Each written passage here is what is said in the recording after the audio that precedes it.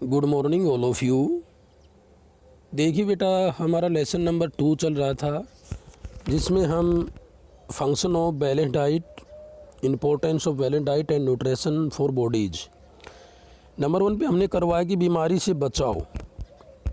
Number 2 पोषण की ज़रूरतों को पूरा करना संतुलित आहार में। नंबर 3 पे देखिए आगे, वजन पर नियंत्रण, वेट कंट्रोल।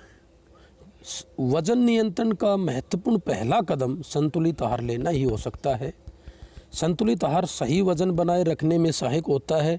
अगर हमारा वजन कम है तो संतुलित आहार हमारा वजन बढ़ाने में सहायता करता है और लंबे समय तक वजन को सही स्तर पर रखने में सहायता करता है। मैंने पहले बताया था कि संतुलित आहार वेट और कंट्रोल में भी हमारी सहायता करता है, कम वजन में भी सहायता करता है और ज़्यादा वजन होता है उसमें भी सहायता करता है बैलेंस डाइट। नंबर 4 पे देखिए, इम्यून सिस्टम स्वास्थ्य, इम्यून सिस्टम हेल्थ। विटामिन और अन्य पोषक तत्वों से भरपूर जो खाद्य पदार्थों से जो प्रतिरोधक क्षमता बढ़ती है। प्रतिरोधक क्षमता क्या होती है? शरीर में किसी रोगों से हमारी रक्षा करना, जो प्रतिरोधक क्षमता बढ़ती है। विटामिन ई से एंटीबॉडीज़ का उत्पादन होता है, जो आपकी प्रतिरोधक क्षमता के मजबूत बनाता है। कहता है विटामिन ई एंटीबॉडीज़ का उत्पादन होता है, जो आपकी प्रतिरोधक क्षमता के मजबूत बनाता है। विटामिन सी से भरपूर खाद्य पदार्थों को खाने से लिम्फोसाइटों नामक सफ़ेद रक्त कोशिका का उत्पादन बढ़ जाता है, जो संक्रमण से आपके शरीर की रक्षा करता है। जो बीमारियां हमारे शरीर में हो जाती है, जो संक्रमण जैसी बीमारियां फैलती हैं, उनसे रक्षा करता है। विटामिन डी आपकी कोशिकाओं को कीटाणुओं से लड़ने में मदद करता है। विटामिन डी हमें सूर्य की प्रकाश की किरणों से मिलता है। जो विटामिन डी आपकी कोशिकाओं को कीटाणुओं से लड़ने में मदद करता है और सूजन को, जो बीमारी या संक्रमण के कारण शरीर में किसी भी अंग में को सूजन हो जाता है, उसको कम करता है। जिंक, सेलेनियम व आयरन से स्वास्थ्य प्रतिरोधक क्षमता का विकास होता है। जो बॉडी के अंदर जो जिंक की जो मात्रा होती है, सेलेनियम व आयरन से स्वास्थ्य प्रतिरोधक क्षमता का विकास होता है। नंबर 5 पे देखिए, नंबर 5 अच्छी नींद, प्रॉपर स्लीप। कहते हैं कि संतुलित आहार बिना नींद की दवाइयों की अच्छी नींद लाने में भी हमारी सहायता नहीं करता। अगर हम संतुलित आहार नहीं लेते हैं तो नींद, अच्छी तरीके से नींद भी हम नहीं ले सकते। जिस प्रकार कहा गया कि संतुलित आहार बिना नींद की दवाइयों के अच्छी नींद लाने में भी हमारी सहायता नहीं करता। पितु जब हम जागते हैं तो अधिक तरोताज़ा भी महसूस करते। कहते हैं कि नींद की दवाइयाँ वगैरह लेने से नींद नहीं आती। सब संतुलित आहार लेंगे जब अच्छी तरीके से नींद ले सकते हैं, अच्छी तरीके से हम रिलैक्स हो सकते हैं। और जब नींद से बाहर आते हैं, नींद से जागते हैं, जब हम उठते हैं तो एक मन और मस्तिष्क में एक तरोताज़ा ऐसी कि फीलिंग्स ऐसी महसूस करते हैं तरोताज़ा सी कि हम अच्छी तरीके से सोए हैं और न हमें कोई परेशानी हुई। तो इसे संतुलित आहार अच्छी नींद में भी सहायक होता है। नंबर 6 पे देखिए, मानसिक स्वास्थ्य, मेंटल हेल्थ। साबुत अनाज, मछली, फल, सब्जियां, हरे पत्तेदार सब्जियां व बीज जैसे खाद्य पदार्थों से युक्त आहार लेने से मानसिक स्वास्थ्य को बनाए रखने में मदद मिलती है। साबुत अनाज, मछली, फल, हरे पत्तेदार सब्जियां, फली, सेम व बीज जैसे खाद्य पदार्थों से युक्त आहार लेने से मानसिक स्वास्थ्य को, अच्छी बुद्धि को बनाए रखने में सहायता मिलती है। एक अध्ययन से पता चलता है कि स्वस्थ आहार लेने वाली मध्यम आयु वर्ग की महिला में स्वस्थ आहार ना लेने वाली महिला की अपेक्षा बगैर किसी मानसिक समस्या के लंबे समय तक जीने की संभावना 40% अधिक होती है। दोबारा देखना बेटा, कहते हैं कि अध्ययन से पता चलता है, एक शोध अध्ययन से पता चलता है कि एक स्वस्थ आहार लेने वाली, एक स्वस्थ अच्छा आहार लेने वाली मध्यम आयु की वर्ग की जो महिला में स्वस्थ आहार ना लेने वाली, एक आहार न लेने वाली तो है और ना लेने वाली महिला की अपेक्षा बगैर किसी मानसिक नॉट स्ट्रेस माइंड, मानसिक समस्या की लंबे समय तक, जो काफ़ी लंबे समय पुराने समय से चली आ रही हो, लंबे समय तक जीने की संभावना कि 40% अधिक हो जाती है अच्छे स्वास्थ्य वाले की। जीवन की गुणवत्ता, क्वालिटी ऑफ लाइफ, संतुलित आहार लेने से हम जीवन का पूरा आनंद उठा सकते हैं।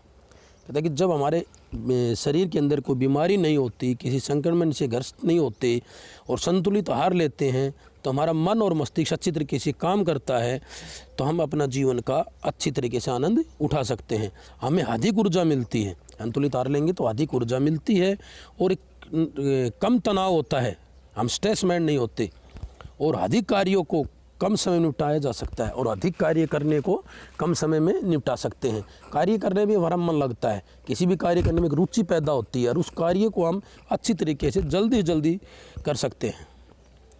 इसमें हमें कम बीमारियां होंगी और इलाज का खर्च भी कम होगा। संतुलित आहार अच्छे स्वास्थ्य का आधार है। कहता है कि संतुलित आहार लेने से हम बीमारियों से बच सकते हैं, कम बीमारियां होंगी, जिसका इलाज करवाते हैं तो कम खर्च होगा और संतुलित आहार एक अच्छे स्वास्थ्य का आधार होता है। आगे ये तो हमारे बेटा संतुलित आहार के कार्य थे भी। संतुलित आहार शरीर के अंदर किन किन चीज़ों से बचाव करता है, क्या क्या कार्य करता है। आगे देखिए, पोषण। पोषण का मीनिंग ऑफ न्यूट्रिशन। पोषण का अर्थ क्या है?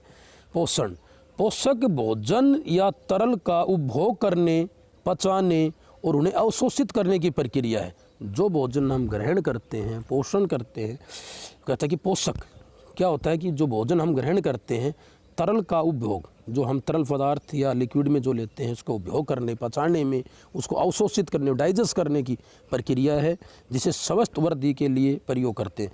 जिसे एक स्वास्थ्य और अच्छे स्वास्थ्य रहने के लिए और उसकी वृद्धि करने के लिए प्रयोग करते हैं। पोषण को एक 3 आयामी प्रक्रिया के रूप में भी परिभाषित किया गया है। पोषण को एक 3 आयामी प्रक्रिया के रूप में परिभाषित किया जा सकता है, अर्थात भोजन का उपभोग, पाचन और सर्कुलेशन।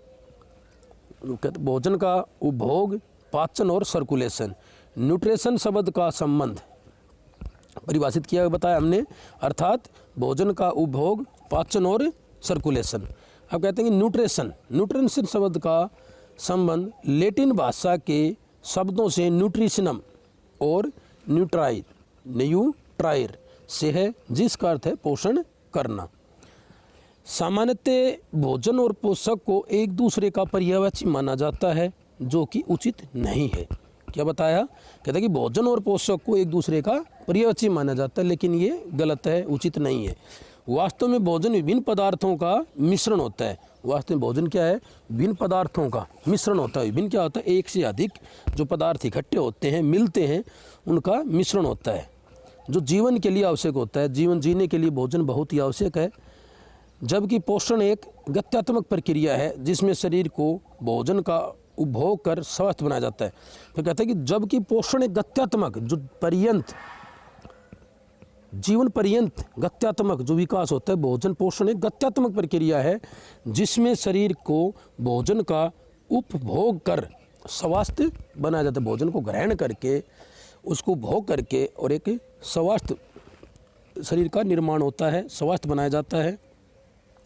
पोषक पदार्थों का अर्थ, मीनिंग ऑफ न्यूट्रिएंट। कहता है कि पोषक पदार्थों का अर्थ क्या है? पोषक पदार्थ भोजन में पाए जाने वाले वे घटक होते हैं जिनका उपयोग कर कोई जीव जिंदा रहता है और वृद्धि करता है। कहते हैं कि पोषक पदार्थ भोजन में पाए जाने वाले वे घटक होते हैं जिनका उपयोग कर कोई जीव जिंदा रहता है और वृद्धि करता है। जिससे दोबारा देखिए, पोषक पदार्थ क्या होते हैं? पोषक पदार्थ वे पदार्थ होते हैं या वे घटक होते हैं जिनका उपयोग करके कोई भी मनुष्य या जीव या जिंदा रहता है और वृद्धि करता है। जैविक पोषक पदार्थों में कार्बोहाइड्रेट, जो जैविक पोषक जो पदार्थ होते हैं उनमें कार्बोहाइड्रेट, वसा, प्रोटीन, विटामिन्स शामिल हैं। अजैविक रासायनिक यौगिकों, कहता है कि अजैविक रासायनिक यौगिकों जैसे आहार में पाए जाने वाले खनिज पदार्थ, जल और ऑक्सीजन को भी पोषक पदार्थ माना जाता है। दोबारा देखना बेटा ये लाइन, अजैविक जो रासायनिक जो यौगिक होते हैं, जैसे आहार में पाए जाने वाले खनिज पदार्थ, जिसको हम ग्रहण करते हैं, आहार हम ग्रहण करते हैं, उपयोग करते हैं, उनमें जल और ऑक्सीजन को भी पोषक पदार्थ माना जाता है। जल की मात्रा हमारे शरीर में बहुत अधिक पाई जाती है। अब ये पोषक पदार्थ पाया जाता है, जैसे पोषक पदार्थों के अवयव कौन कौन से होते हैं? ये दो अवयव होते हैं, जैसे कि एक तो मैक्रो और एक होता है माइक्रो। आपको देख नीचे देखिए लास्ट में, मैक्रो और माइक्रो। मैक्रो में क्या है? कार्बोहाइड्रेट, वसा, ये पहचान रखनी है बेटे आपको। मैक्रो में कौन कौन से आते हैं और माइक्रो में कौन कौन से आते हैं? मैक्रो में कार्बोहाइड्रेट, वसा, प्रोटीन, पानी, ये मैक्रो के हो गए 4। और माइक्रो के विटामिन, खनिज और ट्रेस तत्व, ये 3 माइक्रो के हैं। ठीक है बेटा, आज के लिए इतना ही रहेगा, और फिर भी समझ में ना आए तो बेटा दोबारा आप पूछ लेना। थैंक्स।